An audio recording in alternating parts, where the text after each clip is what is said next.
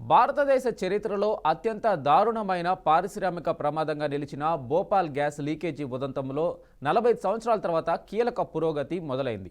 మధ్యప్రదేశ్లోని భోపాల్ గ్యాస్ దుర్ఘటన దేశ చరిత్రలో అత్యంత విషాదకరమైంది. ఈ ఘటన తర్వాత యూనియన్ కార్బైడ్ సంస్థ ఆవరణలోని 377 టన్నుల విష పదార్థాల తరలింపు చర్య మొదలైంది. ఈ వ్యర్థాలను దహనం చేసేందుకు ఉద్దేశించిన యూనిట్పై కొంతమంది రాళ్ల దాడికి పాల్పడ్డారు. దీంతో అక్కడ టెన్షన్ వాతావరణం నెలకొంది.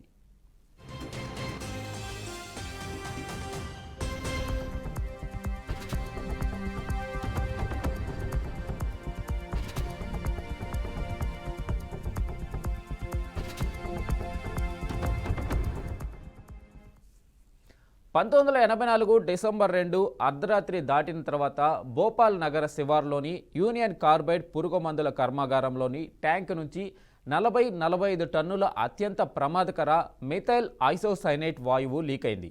దీని కారణంగా వేల మంది ప్రాణాలు కోల్పోయారు. దాదాపు 6 లక్షల మంది అస్వస్థతకు గురయ్యారు.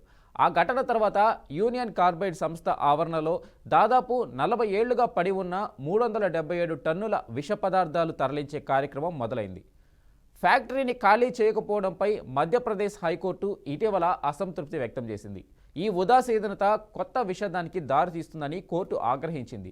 వ్యర్థాలను తొలగించడానికి 4 వారాల గడువు ఇస్తూ గత డిసెంబర్ 3వ తేదీన తీర్పునిచ్చింది.